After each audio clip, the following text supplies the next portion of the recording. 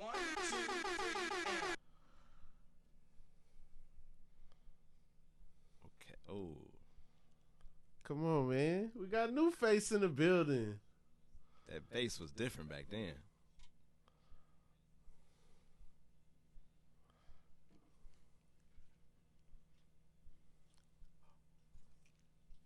Hey. Oh. Wow. Man. What's going on? Man, you done took me back, man. I'm about to show my age, man. Man, that's the whole point. That's the whole point what we do over here. This is the Inconsistent Podcast with Rob Haze. So happy to have a fixture in the Atlanta hip-hop community and the Atlanta comedy community. I mean, the hip-hop community at large, I would say. Nuface. Oh, you was talking about me? Yeah. Oh, damn. I feel like you're a historian. I feel like now you're like a staple. You know, everyone expects you to come with just the sick memorabilia collection. Yeah. I'm slowly starting to embrace it. You know, at first historian sounded like librarian to me. Yeah. And it sounded aged, like you had to be old to be a historian. Right. So it was like, nah, I called it hip hop hoarder. And then other people like, but you're not a hoarder. Like, hoarder is, you seen the show, hoarder is like niggas just shit everywhere and they making a mess. You organize, so you're not a hoarder. Even Ryan Cameron said it. You should, historian is what you are, not hoarder, man. Yeah, I was going to ask you that. Are you organized? Yeah, oh yeah, that's my Capricorn ways. My father was military. You know, make up your bed before you leave. My hangers in the house is 2 fingers apart. I know if somebody's been in my house, my towels is equal. You know, sleeping with the enemy. If somebody been in my bathroom, I know who's touched the towel. Okay. The toilet paper goes. Do you do your toilet paper this way or hang it down? You know. I really don't have a preference. Okay. Yeah, so certain stuff like that. I felt judgment in that. Yeah, you know, because it is type. Or cereal. Do you put your milk first or your cereal? Like, no, I put cereal first. I know some milk first people. Yeah, So cereal first. Now, if it's Fruity Pebbles, then glass of milk and milk as I eat. Oh. That's a new one. Yeah. Oh, you're a variant. Yeah, I feel like people like it gets so soggy, and it's like, well, then don't put all the milk in at once. Yeah, you love the crunch. Okay. But I didn't make that up. I got that from I saw Kendrick Lamar say it. Oh, cartoons and cereal. Yeah.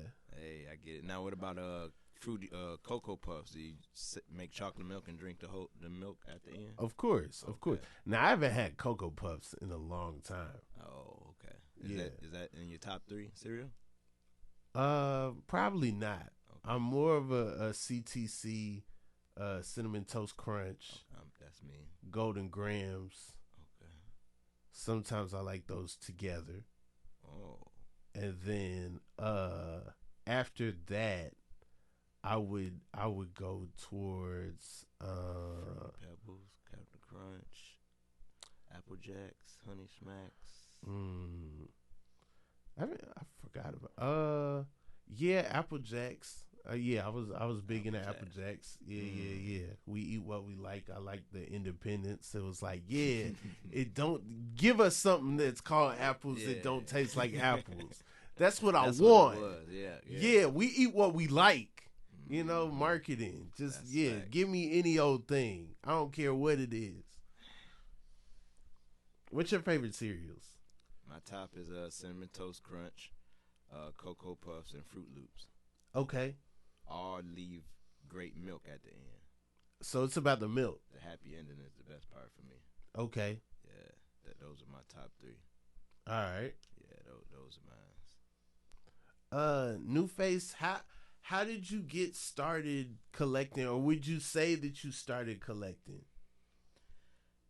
Nah, I wouldn't say I started. I seen like my grandmother never threw anything away, and and then people thought it was valuable. Like, you know, I remember cousins going to a party and they needed bell bottoms, and my grandma was like, "Oh, I got some bell bottoms in the basement," and went down. "Oh, you got?" She's like, "Yeah, I knew stuff would come back in style, you know, one day," and so that was like a tradition every year. I seen people come over to the house. "Can I borrow this? Can I borrow this? Can I borrow it? Oh, this cool. You still got one of this?" And I just seen like it looked like love to me. Like, you know, people had to come. So I became low key like that person. Like in the hood, I had all the music. So all the people in the streets or the people on the block, "Oh, can I dub this tape?" Oh, I was the first person with the Dr. Dre the Chronic tape at school. Okay. So imagine like me passing this around to all the people in class, like they reading the album credits, seeing Warren G name and Snoop, and just reading it. And the teacher like, what's going on over there? Like I had the first of the Source magazines. I'm the one bringing that to school, and once I'm finished my work, you know, I'm class clown at that point. Like, so I wouldn't say collecting, but I just knew I would have something that other people didn't have that I would probably kind of be cool. So I didn't have to worry about getting beat up or bullied because I had something to kind of throw them off. You know, so like, "Hey, look, check this out. You know, you lunch money. No, look at this Dr. Dre tape. Look, read that. Yeah. Oh, that's cool. Yeah." I just slid off. So Did anybody try to steal from you? Because I feel like that would be my challenge. If I brought something cool enough to school, someone was going to try to take it home. yeah, I just think at that age I wouldn't say steal. It just because they'd be like, "Oh yeah, I did take it home.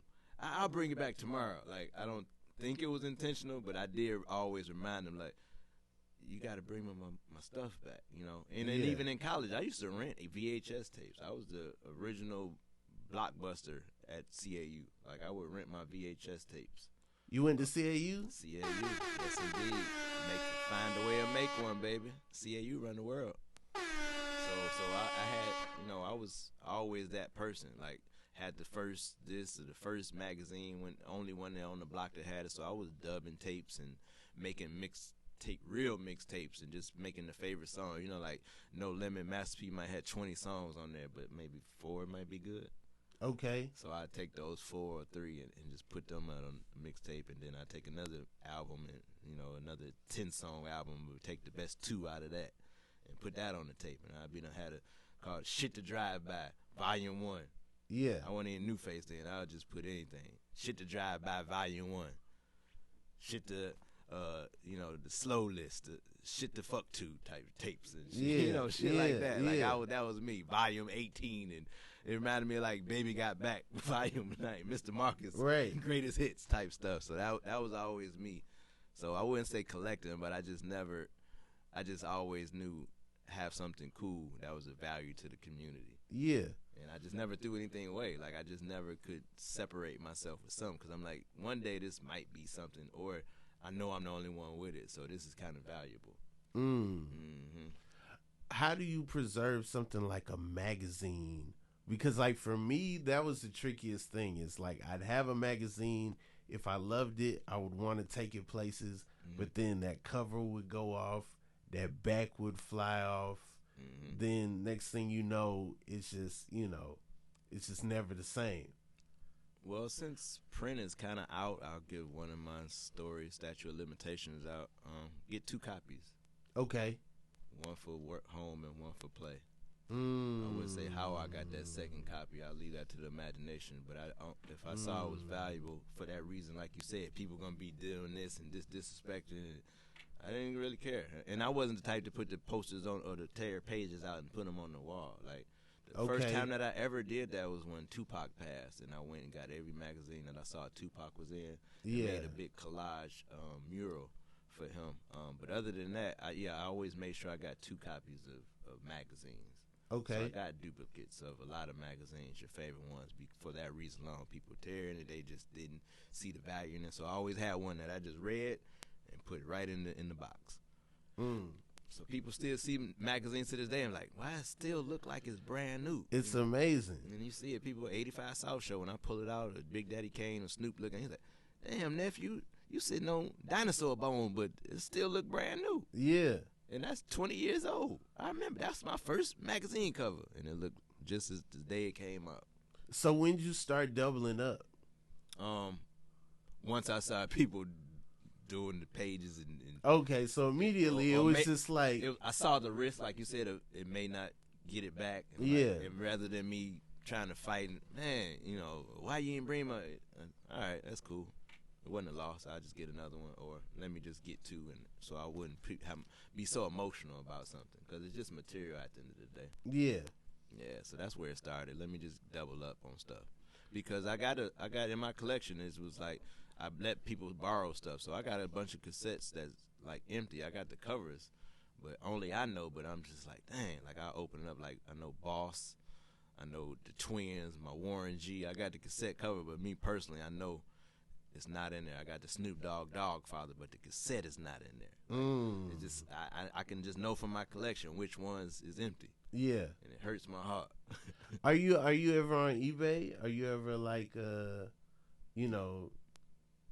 buying parts of other people's collections and stuff? Anything that I've got, I bought the time it came out. Like I don't do the resale. I don't look.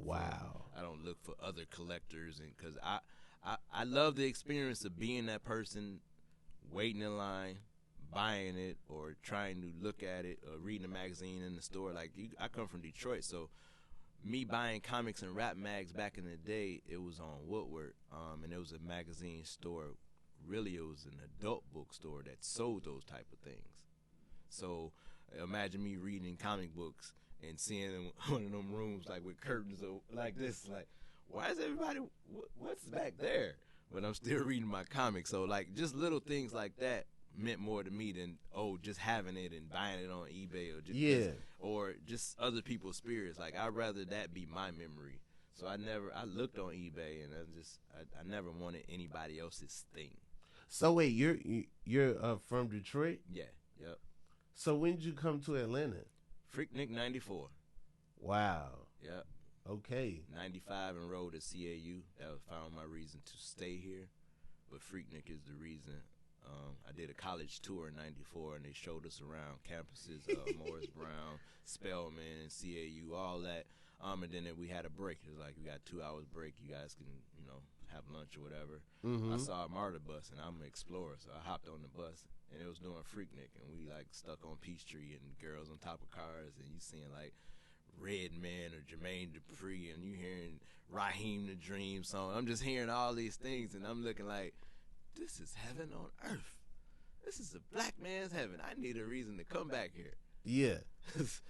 College, that's what it is. I remember seeing Do the Right Thing, A Different World, so I was familiar with that experience. So I was like, I need to be with this, because in Detroit, the only rappers I've seen, Too Short, Luke, Fresh Kid, Ice, they wouldn't be in the city, or when I did see them, they would be in the city. It wouldn't be rapper mode, and when I seen them, I couldn't be like a fan, because we were like in these street circumstances. It wasn't like rap stuff, so I couldn't really be a fan. Like, and I lived right across the street from. I lived on 7 Mile, so across the street was the hip hop shop.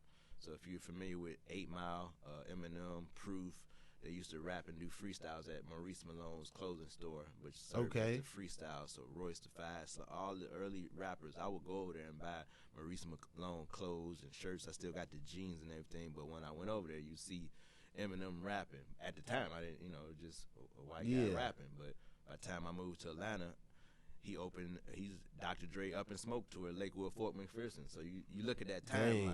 Like the next time I seen Eminem, first time he's rapping on 7 Mile. Next time I see him is Dr. Dre Up in Smoke tour, and he's the headliner. That's crazy. I wasn't allowed to go to that concert. Really? Because of the name, Up in Smoke. Oh, yeah, it was smoke. Yeah, my mom didn't want me to be around the smoke. So shout out to my mom. Like, I hear a lot of people like say secular, or I didn't listen to rap young, or I had to hide my tapes, and I had to, like, my mother gave me really free real. I didn't really have to hide. I did it probably just personally, but, like the Luke, certain covers, like Two Live Crew, but we listened to stuff together. Like, we listened to Tupac together. We listened to a lot of things together. Like, I remember watching Eddie Murphy Raw and things with her, so I knew I didn't have to feel awkward with it. But I do hear other people say these stories like that. My mother didn't let me, and my father took me to my first rap show. I mean, I went to Cash Money Rough Riders. I went to Jingle Phillips Ballers. When the helicopter. Nah, before Phillips. It was It was while they were building Phillips. It was in the Dome. Oh wow. Yeah. I went to the one in Phillips when they said Lil Wayne can't be here, and then he came out the little helicopter from the sky. Oh yeah. I still got the ticket stub because it was on April 9th, 2000, and ironically, DMX died 20 years to that day. Wait. Was that in Phillips? The show I went to was Phillips Arena. That's one Cash Money Rough Riders tour. No, it was definitely spring break of the year 2000 for sure. Yeah. Why did I think it was in the Dome? Phillips It was Arena. in Phillips Arena? Yep. Phillips Arena. So I had, oh, dang. But that's before I had went to a Hawks game in Phillips Arena. Oh. I guess. I don't know. That's crazy. But were you around on the Omni? Yeah. Omni. Yeah. And Georgia Dome. Yeah. Okay, got you. Yeah. Okay. And I remember that awkward time where they were like, the Hawks would play some games at Georgia Tech, yeah. some games at the Dome. Time. You know what I'm saying? So I remember when Monday Night Nitro was in the Dome. Yeah. That was Goldberg versus Hulk Hogan. Yeah, Goldberg won the championship. You went? 100-0. Yeah, there was like $5 tickets. I ended up going. Man. Yeah. That's one thing, probably bucket list. I did watch wrestling and stop, but I never been to a wrestling event. And I was a fan. Really? Yeah. Oh, man. Yeah, no, at that time, WCW like In ran the Atlanta, city. too, Yeah. Killer Mike's a big fan of Ric Flair, and he talks about Big Gip. I asked him why he dresses the way he is. Besides George Clinton and Curtis Mayfield, Ric Flair is one of the inspirations for I could see that. how they dress. But also they older, so they probably remember Ric Flair when he, even before WCW, when it was, more regional. Rolex wearing, helicopter limo driving. Yeah. That boy was rapping back in, man. Mm-hmm. Woo! So what kind of music were you listening to in Detroit? Detroit got everything. Yeah. A gumbo. West Coast, heavily. Like, things like that wasn't just the mainstream thing. So I'm listening to a MC8 before he went famous. South Central, Cartel, Sibo, Richie Rich, Rappin' Forte, Rappin' Ron and Aunt Dilly Dog, the Loonies, early Loonies, Seagrams, Rap a Lot. I'm listening to Crucial Conflict on the Midwest and Bone Thugs and No Limit, and we were getting everything, Okay. But if we talking about Detroit, Esham, Real Life Records production, he had his own label. He was one of the biggest independent rappers in Detroit. Real Life Productions. The logo was Satan blowing like in a half moon. He was like, what? Yeah, it was like, and everybody really coined him horrorcore rap. Like with early Tyler or Grave Diggers, Esham was rapping that way. Like his album was called Kill the Fetus. KKK the Fetus. His group that he put out was called Nodis, and Nodis backwards was Satan. And it had songs like Liquid Drano, and like, so that's kind of what I was listening to. But he had that side that I really wasn't connected to, but he had the street version of him. Yeah. So I would tap in. So I would listen to him, Slum Village, Jay Dilla, Dice, Awesome Dre, Chaos and Maestro. Drunken Master was a mixtape DJ, so he would have all those on one tape. He was our DJ Clue, Drunken Master. Okay. Yeah, so he would have, the first time Hit 'Em Up was on the mixtape was Drunken Master. We heard that first before anybody in Detroit. Dang. Because he got the hard drive and put it on the tape. Like, he was Death Row, like, affiliate for real, so he had the permission. So we were hearing music like that. And we were hearing the Foxy Brown and Nas, and then so it wasn't just Detroit, but he was part of that, though. So yeah. That's what I was listening to. It was a gumbo of things. Man. I feel like you're involved in so much now. So a lot of your collection is in the Trap Museum. Yeah, yep. Trap Music Museum. Actually decorated the Rock the Bells boat. First hip hop cruise ever. Wow. Yeah, that was the highlight of my hip hop 50. First hip hop cruise. In full circle moment, like I said, my father took me to my first rap show ever, Fresh Fest. So this is Beastie Boys' first time on the show. Open opening up. Next is LL Cool J, just him as a rapper in a boombox. Him and a DJ. Then the next people is Run DMC, and they're performing. Take your Adidas off. You got Adidas. Put them in the sky. My father took me to the mall with my cousin and bought us all Adidas matching tracksuits. So I'm a kid saying, looking at other people hold their Adidas up like, oh, I got Adidas. Oh, I can do this too. And Dang. So LL was part of this tour. So to come full circle, to be commissioned by Rock the Bells to decorate the boat and get invited to go from Miami to Bahamas on this cruise with what, Big Boy Ross and Trina, Trick Daddy, Kid Capri, and you name it was on this boat. And my collection was on the whole 7th floor. You know, wow. Years of collecting. So that was monumental and a full circle moment for me. But again, yeah, the Trap Music Museum, 85 South Show when they had the Atlanta show. Most recently, last night, well, this weekend, T.I. is doing the 20 years of trap music. Okay. So my stuff is at the Atlanta Symphony Hall, all the trap, because I have the original trap music cassette, vinyl, CD, the original posters from back then, autographed. Man. Every magazine T.I. has been on, I have that on display up there. Okay. Yeah, so, and that was historic. And just yesterday, I got my youngest autograph ever. Eris Harris. Wow. The youngest heiress of them all, T.I.'s daughter, Eris. She came out and sang Live Your Life. And most recently, she did the national anthem, you know, for a basketball game. So she's definitely going to be the next up, you know what I'm saying? So, again, I'm following my line of being there early. So, yeah. You know, so I'm right on my trajectory. So in about 10 years, even T.I. was like, I don't even have one of these. I'm like, he was about to take this. Hey, Anthony King. Yeah. You know, but she's next up, man. You know, she's doing her thing, you know. So it's beautiful to see those beginning moments. How long is the thing at the Atlanta's Well, he did a orchestra? show yesterday and he has a show tonight. Okay. Yeah, tonight was the original night. It just sold out, and they added a second night, which was basically the first night. Got you. Yeah. So historic. And Earwax Records. Shout out to Jazz. I got a You Don't Got This. Earwax Records. They were a popular record store here in Atlanta where everybody record shop, from Alchemist. Dallas Austin said that they had to start mailing him stuff because he would shop there for samples that he would use for Michael Jackson, TLC, or ABC. He would just be crate digging. Everybody worked there, but JC, who was Ludacris' DJ, all the popular DJs shopped there. But we have an exhibit there on display till January 7th at Science Sci-Fi Gallery by Pullman Yards. And I got a room where they just recreated what my high school and college room looked like. Wow. But he also has his record collection that he's kind of basically for sale. He basically rebuilt Earwax Record, and we got over record display, hip hop, dope exhibit, man. One of the best this year. So where was Earwax?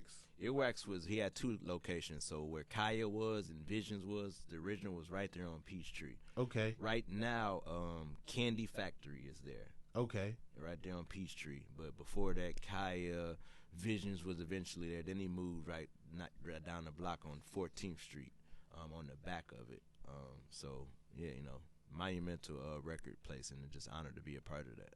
So, and 50th year of hip-hop has probably been my busiest year because most of the people have used my collection. So, you know, it's been an honor to be a part of that. Hopefully it keep it up in the 51st year of hip-hop. Yeah. See what that looks like, you know. Has anything ever been lost? Has anything ever been salvaged? Has anything ever been messed up with you sharing your collection with all these different, celebrations? Not with any of the exhibits, fortunately. But, you know, I commission my stuff for, video shoots or TV shows. So if, Tyler Perry, somebody's doing a video, T Grizzly's doing a video, and they want it to look like Detroit, I got Faygo pop cans and Better Made chips where popular Detroit brands or Detroit Piston flags that they'll put in a music video or TV shows. My stuff is in the background. And one time I let somebody use a bunch of my magazines, and they the Janet Jackson cover had got tore off. Dang. But again, the doubles come in. I had the double, and it wasn't the one that was. So they didn't even get the double. They got the double. They got the unautographed one, right? Yeah. So when they said it was tore up, I wasn't as hurt, but I still had to, you're gonna have to pay for that because it's still valuable. It's not the autographed one, thank you, and they did. My Death Row cover. I got to see if I got the actual magazine, because I got the most valuable Death Row cover. You know, the infamous Death Row with Snoop. The black with the yeah. I have that, and mine's is signed by Daz, Corrupt, and Snoop. So I got that infamous spread, but I got the cover. I gotta find somebody use it, and I gotta find out if I have the actual magazine, because it came apart somehow. Is there a skill to getting stuff signed? Patience, no rush, getting in where you fit in. Yeah, having the pen already open, so it's no small talk. Like, pen is there, you know what to do. Like Drake, when he was at 21 Savage party, I had the magazines laid out, pen open. I don't have to say nothing. Yeah. He's like, you want them all signed? Whatever you want. 1 or 2 is fine. You want me to sign them all? And he signed them all. Every 4 magazines, he signed them all. But the key is patience, because I see other people, they're there and they don't have anything to sign. And I'm usually the one that's sparky, because then they start using my marker. Then now everybody else is finding stuff to sign, and they using my marker, and I don't want to be the negative Nancy, like, that's my marker. You know? Like, because he signed mine. I don't want to be like, that's enough autograph. That's mine. So, you know. And I even started collecting my Sharpie markers, you know, because now I keep track. I keep track of who touched them. Yeah. So I got a Sharpie marker that was touched by Dick Gregory, R.I.P., Greg Street, Jay Prince, Ashanti, Nipsey Hussle. Like, that's probably, and Pusha T. Wow. So imagine, and I just got to keep track of the Sharpies. And shout out to Sharpie. Either you're going to be ambassador of your brand and look out for me, or I'm about to create my own. That's the only way, you know. You going to make your own permanent marker? My own permanent marker. Okay. Black on. I would buy a Nuface marker. I would use a Nuface marker for sure. We need an alternative, because they've had the game under. That's the only thing, right? People say, go grab a Sharpie. Like, there's no go grab, like you said, permanent marker, and that's what it is, right? Yeah, like, that's the only permanent marker. You know, you might go to Family Dollar. Like, I feel like there used to be other options. Yeah. You know, you used to get snuck, like, you write with a marker, you know, on the dry erase board or something, and then you find out, oh man, that's a permanent marker. But now I feel like Sharpies kind of monopolize the game. So I'll take 1%. They make, you know, 8 billion. So 1% is fine with me. I'll stay in my little rapper, wrestler, movie stars, and us. Yeah. Use this instead. You know, my connection should be good enough to, you know. Don't get Sharpie, use this. You know, Jack Harlow's album cover, his last album cover, is him signing an autograph, and it's him using a Sharpie. So imagine if we just change the trajectory of that. Wow. And we transition, you know, because autographs are still popular, and that's really my mission, too, is showing people physical assets still matter. You know, Killer Mike just dropped, Killer Mike, who has, in my opinion, best rap album of the year. Yeah. Grammy nominated, by the way. He released cassettes, vinyl, and I got mine's autograph. Happily, Scientists and Engineers, again another Grammy nominated song with Andre 3000 feature. I got the cassette. Okay. And if you watch Jimmy Fallon, his appearance on that, Jimmy Fallon asked him, "Why did you decide to put Run on cassette?" And Killer Mike said, "There's this collector in Atlanta by the name of Nuface. I gotta shout out Nuface." Yeah. So like, physical copies are still a thing. Like, one of my favorite stories is Gunna doing an in-store, you know, maybe 2 albums before the whole arrest in the RICO. He did an in-store at DBS Sounds, one of the black retailers here, and there were kids buying the CD, and they didn't know what the CD was, but they knew if they bought it, they'd get the picture with Gunna. Yeah. So they looking at it like, where do I play this? Yeah. But it didn't matter. And then that week, he sold 1,000 more copies of his album, so he beat The Weeknd, was number 2. And I would like to think that physical copies help that. I remember when that was happening. I remember that there was a dispute because of the count and all that. Yeah, I didn't realize it was because he was selling physical physicals. Copy. He did 2 in stores in New York and 1 in Atlanta at DBS Sounds, which we helped out. So that's genius. So physical copies and autographs, I want to try to make sure that that's really a staple, because now it's just transformed for the picture. Yeah. They only want the picture. I don't even want the picture. I'll just do this, because phones might die, you lose it, you know. But the picture doesn't the picture, like, authenticate the signature? Like, for me, yes. Yeah. For me, but I just wonder what it does for other people. Got you. Like Clout. It's like, yo, this is me and Gunner. We kick it. And social media helps that, because what would you do with that picture without social media? Are you telling everybody physically, like, Rob, I was like, how do you even start that conversation? Like, check who I was with yesterday. And like, how does that conversation start? Or, so, but that's what my reason. Every autograph I do have the moment documented. Nipsey Hussle signed him a cassette. We South DeKalb Mall. I got the picture of the video. Everything. Wow. Him saying, "Oh, you hard. I'm gonna sign the cassette." So in that case, I got the authenticity of most of my autographs. So Guinness Book of Records, I can make sure everything's authentic. What's the idea of that? Yeah, it's real, verified. Yeah, verified, authentic. So wait, Nipsey Hussle had music on a cassette? Yep, Victory Lap. Oh, okay. He made red cassettes. Oh yeah. Made red cassettes, and I got mine signed at South DeKalb Mall. He did it in store for the Puma shoes, the Victory Lap Puma. Okay. And I had the Nas album that was autographed, my Scarface Diary, and my Red Man There Is a Dark Side autograph. Once he seen that, he's like, "Oh, you official." Because that's all it takes is like, everybody else wants the picture, and that's easy. But when I do, that's where I'm like a little bit different. Right. Like, oh, this is. I mean, if you remember somebody's like older stuff, I feel like they'll give you a salute. But you actually physically having it and showing like, hey, I took care of this, I cared about this. I had no knowledge that eventually I was gonna meet you. This is not about that. Yeah. I mess with this body of work. Yep. Or just, it means a lot. Or them saying, I don't even have this, like DJ Quick, or just hearing the artist say, I don't even have one of these, and I produced this. Yeah. Like, no, sometimes I'll watch 85 South and you'll be laying stuff out and I'll just be like amazed.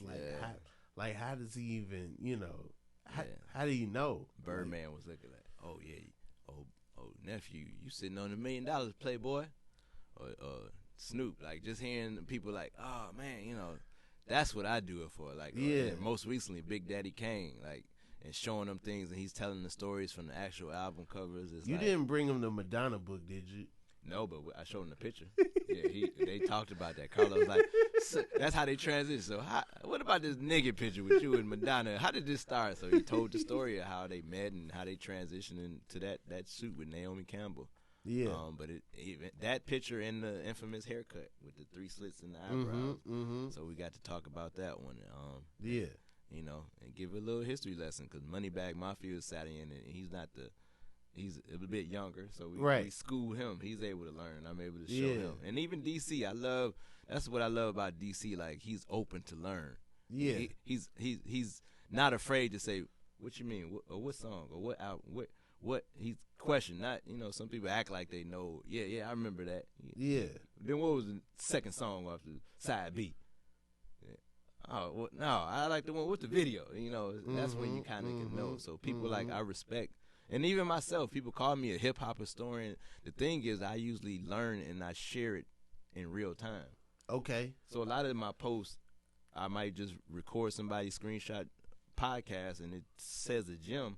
I'm learning it, and I'm just sharing with the world. But, and it connects with, I look at myself like a teacher, and that's what a historian is. Yeah. That doesn't mean I know everything. Right. Because if I know everything, then I think my mission is accomplished, because you kind of die if you're not learning.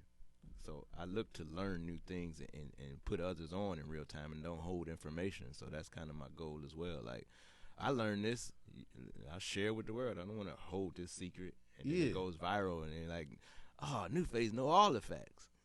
Okay, I'll take it, but that's why I'll credit it. I got this from Rob Haze podcast, Drink Champs, Ray Daniels. That's where via Beehive, that's where this clip comes from. Yeah, I'm not gonna hold my nuts and I know all the secrets.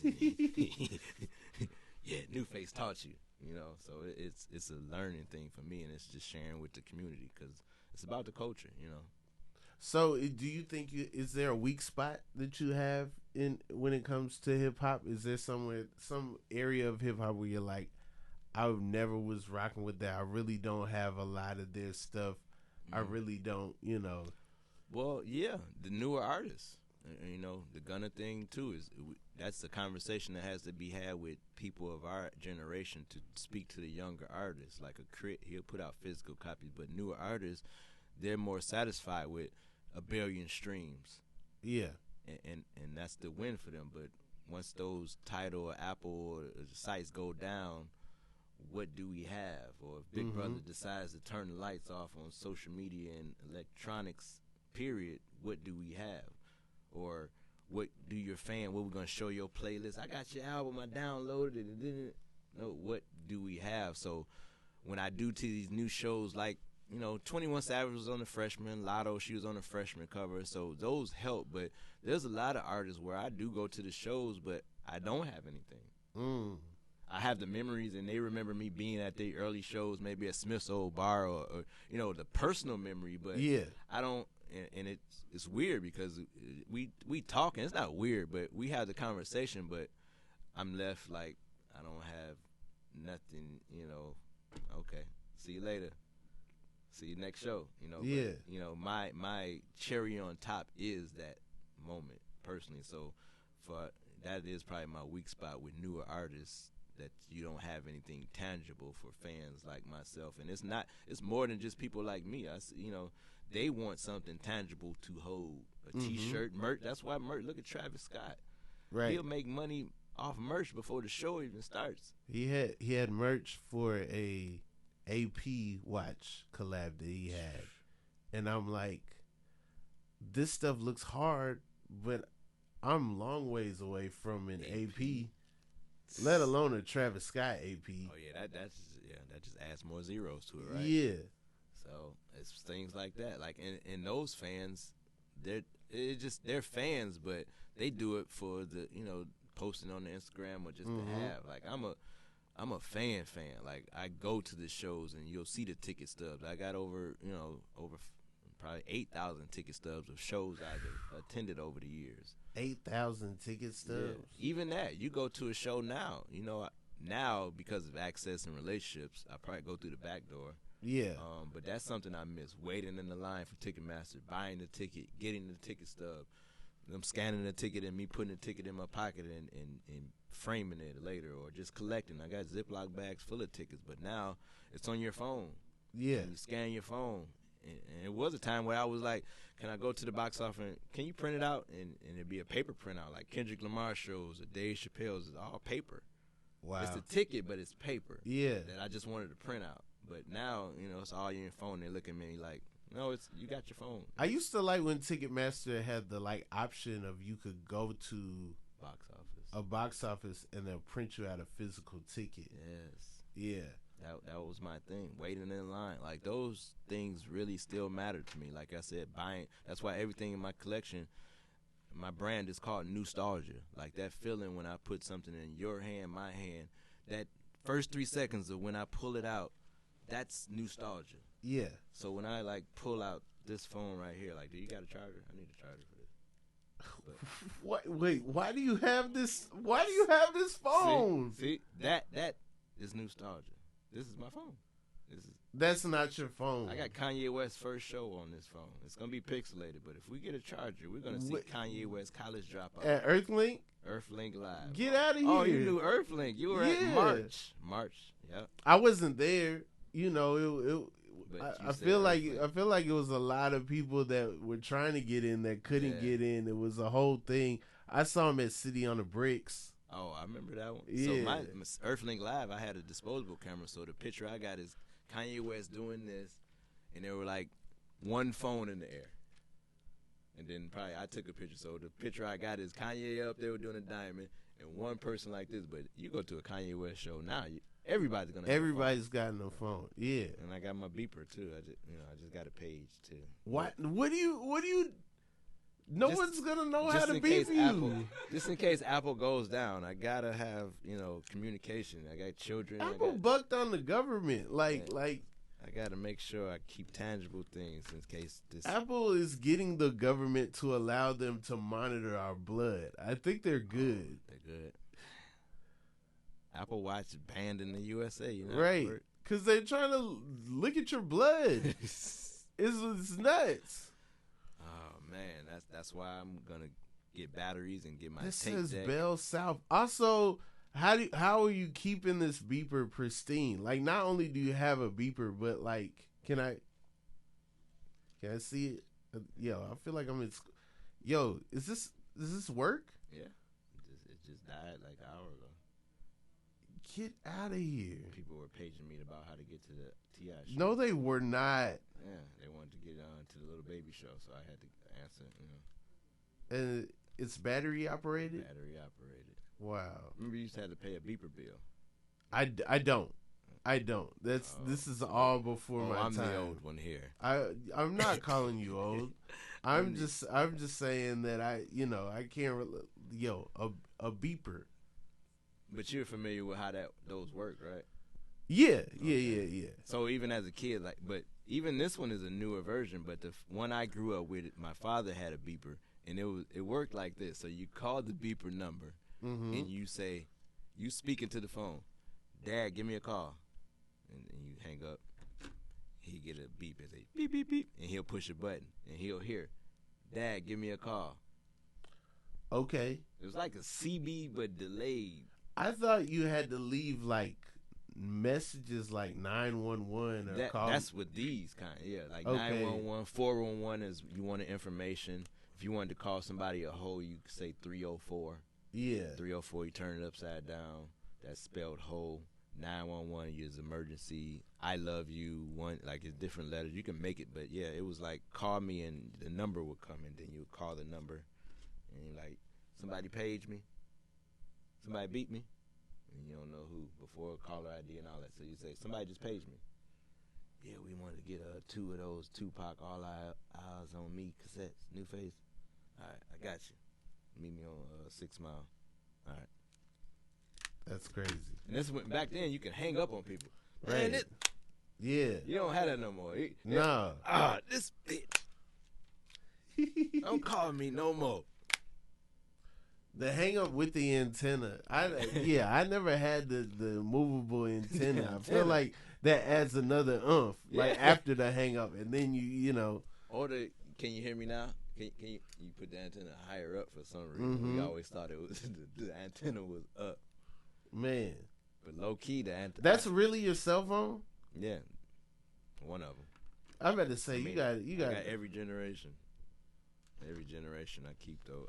I keep all my phones, with me. The first iPhone, the iPod. I keep. I got a list. Like I got my first iPhone. Like this is just what I keep. This is every method of communication. I'm on call historian. This is crazy. Look at the transition. So like when you leave the house, are you like, okay, I only got 2 phones. I got my phone, I got my stickers, I got my Sharpies. I keep my Sharpies. Make sure I got every color. I got my stickers, got some form of merch, and I'll keep if I'm going to a Little Baby show. I got my Little Baby CD or my magazine.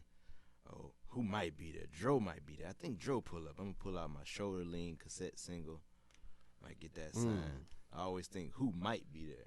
Who might pull up. Who might be there. I've got a lot of good who might be there. And they even like, how'd you know I was going to, and they get the autograph. Like, you work for the Fed. Like, Dick Clark said that one. He's like, you remind me of Interpol. He didn't even know me, but he remembered me every show. I would go to every Dick Gregory and Paul Mooney show at Uptown. So, but every time he'd see me, he's like, this nigga's everywhere. Yeah. Huh? How you get everywhere? I mean, even when I like hit you, you'll be like, yeah, I'm everywhere. I'm in Atlanta. I'm in LA. I'm in Chicago. I'm on the moon. Wherever the culture takes me at this point, it's like it's like the Batman signal. Somebody hip hop. Oh, they just put that logo up there. Somebody want to put that up. Somebody want to make that a logo. Put that up in there, and Nuface will pull up like this. Ta-da. Is there somebody whose autograph who you don't have?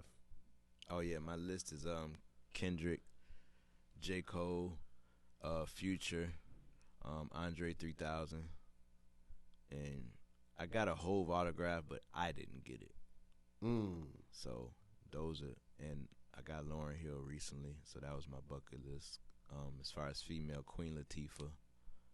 I got Light. I got Roxanne Shante. Nicki Minaj, just for culture's sake, and Rihanna. But yeah, those are probably my bucket list now.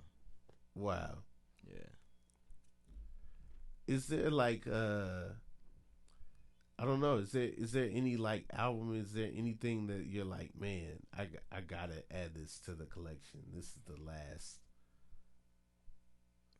I want to make sure I got the whole Tupac discography. My new thing is having every form of their music. So if I love an album, I have the cassette, the CD, and the vinyl. Okay. So that's my new thing now. It's like if that's my album, so Nipsey Hussle, Victory Lap, one of my favorite albums. I have all three. Ice-T, Power. That's one of my favorite album covers because it has him, the naked Darlene on, the bikini, and if you flip it over, you basically see her rear end. The backwards of that photo. Wu-Tang, Enter the 36 Chambers. I have all three. 6 in the morning, police at my... Yeah. The hot room floor. Man, my perm's starting to grow already. Yeah, so Power, 6 in the morning. That Power is my favorite album cover, but my coveted Holy Grail is my purple tape. Okay. Raekwon, Only Built for Cuban Links. I have the cassette, the vinyl, and my purple tape. See, you may have the you may have the album, but do you have the purple tape, the actual purple tape? Right. This is a limited run of the purple tape. Limited run. And then if you do got the purple tape, it's yours signed by Raekwon, Ghostface, RZA, and the owner of the label, Loud Records, Steve Rifkin. And I'll probably beckon to say no. What? So that's why mine's are going to be special. Like even Nipsey, you may have the cassette. You may have one, but nobody in the world, I keep putting this on every platform on here, challenge me. Nobody in the world has that red cassette tape signed by Nipsey Hussle. The wild thing about the purple tape is they let Ghostface put his nickname on the tape. Oh, what you know about that? The tape has limited amount of space. Yeah. And it's like Only Built for Cuban Links, Raekwon the Chef, featuring Ghostface Killer, a.k.a. Tony Stark. All that right. That's a lot of real estate.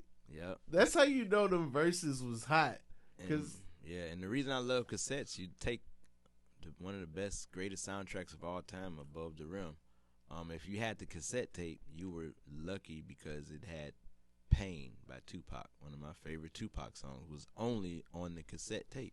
You like Pain? Share it with me. That's only on the cassette, and just recently, streaming sites. Yes, this one. My Pain runs deep. Share it with me. Running high. No. Remember, I don't think I'm familiar. This was only on the cassette tape.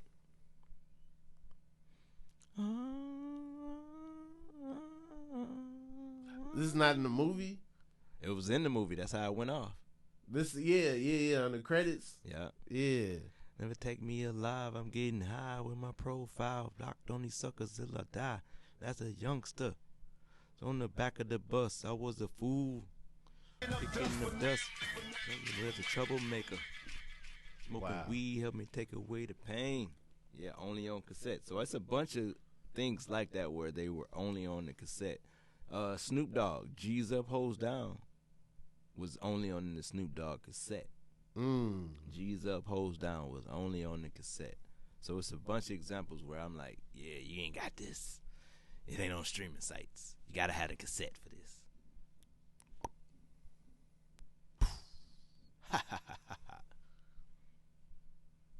What's happening? Wow. Only on cassette.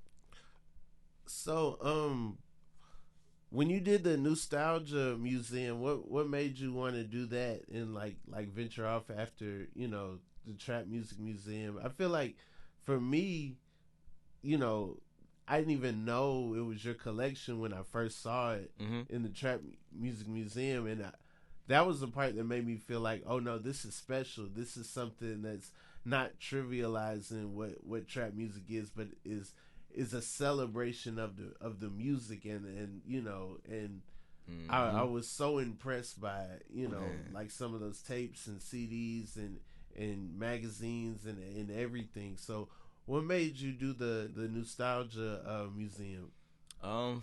For the people, like, social media. And first of all, thank you for coming. Thank you. That definitely made, my memory, great experience seeing someone like you. I've always been a fan of you and your comedy and your material. So to see you attend my exhibit, it made my day. But again, social media, I'm all at these places. You see comments like, man, when you gonna do your own thing? You got enough of your own museum. Or Nuface should open his own museum. Nuface should shoot. And I'm just following this in my spirit. And it's like, okay, let me try that. So I caught up Red Bull. I caught up Greenwood Whiskey. Maybe you guys can help finance me so I can get a space and hire some DJs and some securities and a curator. And they were open to it. And it was like, okay, if it's culture, let me get some artists and some podcasts. So we got Day One Radio, and we did an interview with Goody Mob. We brought More Than Culture, Ronnie Jordan, shout out to them. They did a podcast. They interviewed me at my exhibit. But it was just listening to the people and listening to my supporters, like, you should. And it was just, stepping out there, because that Trap Music Museum, they opened their doors to me, and it showed me. And I would go to Trap Music Museum and not tell people that was my stuff, and I would just go there and watch. People look at it, and I just see people doing it. Or I would be the one that take celebrities, like R.I.P. I took Gangsta Boo, gave her a tour. She got to see my collection. Or I would take Fable. I would just take a lot of artists and just, take them to that back door. Tyler Chronicles, I take him and, some guests, or just give them a tour. And I'm the tour guide. And so it's like, okay, I think I could probably do this. Yeah. So when I did open my exhibit, one of the experiences was there. You can buy a ticket and walk around yourself, or I can give you like the tour where I'm explaining to you. And it's not like nobody else's story. Like, no, I'll tell you when I bought it, where I got it from, when I got it signed, the importance is, like, I don't know if you remember, I had some California Raisin toys on display. Yeah. And I got that from the Kids Meal and Hardee's. But I had it positioned next to an NWA collection and a Straight Outta Compton DVD. And the connection was Priority Records, which signed Ruthless Records, started from the California Raisins. I heard it through the grapevine. So if you think about it, NWA is famous for Fuck the Police, and which gave you Eazy-E and Dr. Dre, who gave you Aftermath and Snoop. It all stemmed from the California Raisins. I heard it from the grapevine. Wow. But only if you got the tour from me, you would learn something like that. So, and it was this, and I was able to get some space in my own house. It's like I got some space in the living room now. We can just fill up a whole bank, because that was 3 floors of of my stuff. There was stuff in the vault. There was stuff everywhere, but it was so dope. One of the dopest things I'll never forget is there's like a clear boombox, the rhyme capsule, full of rap cassettes. Yeah, rap cassettes. The rhyme capsule. Shout out to David Made It. Actually did Complex Con, Kid and Play, Mac 10, Run DMC, or DMC came out, Show Love. He even made a miniature version of that, only 1,000 of them, and blessed me with one of those, because that's Swarovski crystal. So it's not as heavy, because that other one, he's like, oh yeah, that's going to take 3 people in a U-Haul truck to bring that over. And it was on a stand. Mm-hmm. The actual sculpture is a molded clay sculpture of a man doing like this, kneeling on one knee, and that would have been like 5 people would have needed. So I was like, yeah, just bring the stand and we'll put a rope behind it, because I didn't want to do that. So shout out to him. Yeah, that was definitely a highlight, because seeing his transition now, and he did one for Rock the Bells, the Queen version, where he made one with all the female MCs, Queen Latifah, Moni Love, Light, Salt and Pepper, and it was on display at the Rock the Bells Festival in New York. So it's just dope to see, again, be in his early stages. So for something like that, are you providing the tapes?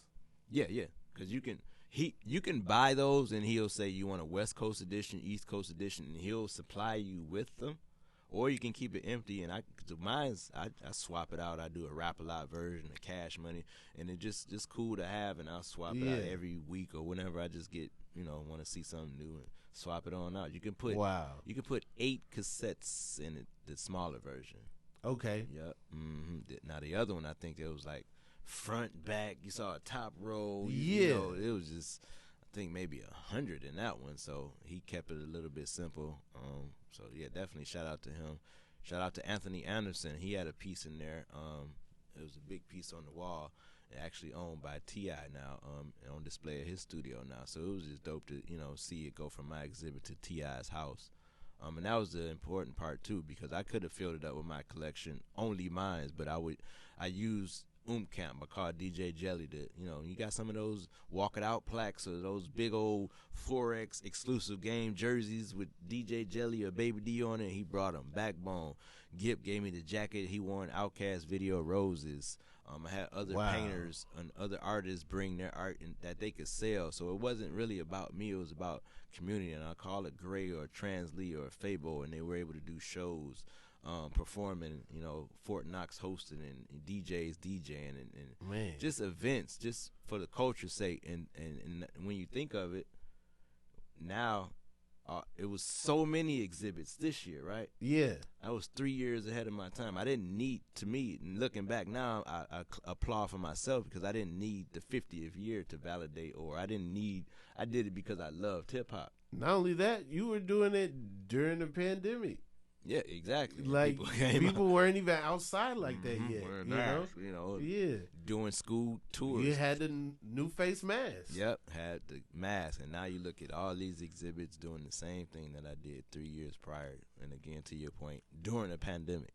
But what is amazing is that, you've been a part of so much of it and, been able to do it. How did you get into the comedy community? Oh, the comedy community. So, I was still a family man. I was married, children, the dad. Picket fences, wriggling, the worker 9-to-5 life. And I needed a break from that monotony and that norm thing. So Uptown Comedy Corner gave me that. Sundays, Celebrity Sundays, hosted by Nard, hosting every Sunday, gave me that out where I can just go there and watch comedy. But during watching that comedy, I seen everybody that's great now and big now, I seen their first time. Wow. So a comedian K-Dub, a Carlos Miller, a Little Duval, Ronnie Jordan, Kevin Hart. I seen all these people just trying something out. And I watched them grow, build material. I seen them come through. Like, it's cool seeing T.I. be a comic because he was always supporting the comics being there. Like, or I would see him in the audience just being in that. So Nard hosting was my guy, DJ Ant Love. So I was able to go there. Nard.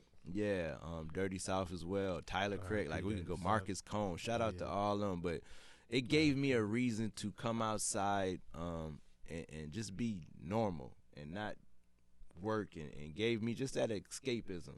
Okay. And comedy. So that's why I'm always, probably comedians are my favorite people because they probably technically saved my life. Like, when I think about it, like that Sunday, I looked forward to that Sunday. Man. And my thank you, and how I became Nuface, my thank you was like, I'm buying the tickets, I'm showing up, supporting, but how do I say thank you to them? Oh, Carlos doing the show and his bit, Baby Bird, fuck with me. Oh, I like that. Everybody like when he say fuck with me. I'm going to put that on the shirt. K-Dub, everybody, Ronnie Jordan, blessed, and, everybody, I'll put what you're famous saying on a shirt. And just you made the fuck with me shirts? Yeah, I made those shirts. Selling jokes by the pound, shirts like that. K-Dub, the shirt he wore on He Got Jokes on TV1, hosted by Bill Bellamy. It says K-Dub from A-Town to M-Town to A-Town. Nuface right on the bottom. It's a tall tee. If you look on YouTube, I made that shirt. Wow. Carlos Miller, Chris Set It Off Jones. It's a running joke because he's still wearing that Nuface shirt. I made him a shirt. A Set It Off shirt, but he loved my shirts that I parody of Chick-fil-A. They're saying is eat more chicken. I made shirts that said "Eat More Pussy," but I made it in the same font as Chick-fil-A, and I said it said "Chicks feel me, yeah. Chicks feel it, yeah. Oh, chicks feel it, yeah. And he would. That's all he would wear. I remember that shirt. So, I remember that shirt. So it's people like that, and it was, and that was Set it off. Yeah, set it off, baby. So that was my way of saying thank you, but in turn they would wear it on stages or music videos. Yeah, you know, and so that was my way of saying thank you. And Nard wore my first time my shirt was on MTV Jams or in a music video. He wore it in Ludacris, Georgia Field My video. He was wearing the shirt that I gave to him in the bathroom at Visions. Wow. Then Bishop O'Crunk, the Little John Nivea video in West End with Little John. Bishop O'Crunk wearing my shirt in the video. So that was my way of saying thank you. So to your question, yeah, comedians really saved my life, and those relationships that I started way back then are still fruitful to this day. Okay. So it's they acknowledge it. You know, it's dope for them to remember it, but I just get to see these people still do. I got Ronnie Jordan's first comedy CD live from the living room. Wow. When he was, you know, back then, physical copies. When you do your set, they go to the back of Uptown selling their DVDs or VHS tapes. I was buying it. Damn. And I wasn't a Nuface. I was just all right, thank you. I didn't try to get the picture. I got your stuff, and I watched it. So it's not like it wasn't for the clout back then. It was really for the love and supporting those people, and it's a testament that real ones really remember. You know. Wow. So that's where that relation comes to. Comedians and DJs are really like my best friends. Man, that's so dope. That's so dope. Thank you. And speaking of that, January 7th. So my birthday is January 9th. Okay. I definitely want to invite you to Uptown Comedy Corner, a comedy roast of Nuface of sorts, hosted by Erica Duchess. Oh, wow. You know, so, you know, show love, roast, whatever you like. You know, comedy roasts have always been my favorite. Going to a K-Dub roast or a Clay or a Double D, like, those are always been my famous epic ones to attend. So to have my own at Uptown where I start, you know, that's where I only went. You know, there were other comedy. I went to Earthquakes and Chris Tucker had club, but Uptown was the one where religiously every Sunday I went. Wow. Or if somebody was headliner and went through the weekend, I would go to their show. But Sunday was my day because whoever the headliner was would stay till Sunday. Mm-hmm. And that's when the celebrities and the strippers and the drug dealers and would trap it out. So I was like living in heaven, like, hey, and then go back to my regular 9 to job, drop my kids off at school and live my regular life. It reminded me of American Beauty by Kevin Spacey. Man. Like, go home, my regular life. You know, still happy, but comedy really was my release. Mm-hmm. Do you have any Rob Haze stuff? Man, just the memories. I got my photo of you in Nustalgia in front of the rhyme capsule. Okay. Yep. So that's something again. You weren't outside. I gotta get you some wasn't in the Rob gym. Haze stuff. I gotta get you shooting in the gym. I didn't have anything, you know. I was so adamant about getting better. I never felt like when I was coming up, I didn't want to sell people something until I was ready. So but my first album didn't have physical copies, but it did have I did sell album jackets that had a download card in them. Oh, I could definitely get you one of those. But memories, I'm sure. I know you're in my phone about 4 times just of shows like Spencer Neal. Like that's my thing. I'll be sending people videos of them performing. Like I heard you got videos of people, and that's really why I asked. You know, I really was wondering. I got videos and photos. I don't know which phone or beeper it's on, but it's on something. It's gonna be in my probably that BlackBerry. You want your first one, early one. I remember you wore a striped shirt, thinner. Ooh. Yeah, thin Rob Haze. Ooh, I might have been Dougie on stage then. Yeah. So I got those type of memories, but all in the phone. No physical. I got no Rob Haze autograph. Okay, yeah. So no. One of my 2023 bucket lists. We definitely gonna figure that 5 out. more days. Definitely gonna figure that out. Figure out how to get you. Happen. Yeah. And personally, it's dope to see your evolution as well. You know, again, comedy. It wasn't that I seen you on the lineup and went, it was always I attended, you performed, you did well, you never seen you get booed, never seen you, you know. Yeah. We've had that experience where I've seen that and people bounce back or they didn't, but you stuck to it over the years. So I definitely want to say congratulations to that. And even this podcast, it comes across my algorithm. Fortunately, it's great to see that. You know, some things come across your algorithms or it doesn't, but this is one of those things that I tend to watch, that I don't have to get spammed to watch or support. So, you know, congratulations, man. Man, thank you for having me, too. Thank you for coming through. It's been the Inconsistent Podcast with Rob Haze. But you've been quite consistent. Hey, you know, things can change. What's one inconsistency of this show? I mean, it don't always come out the same day.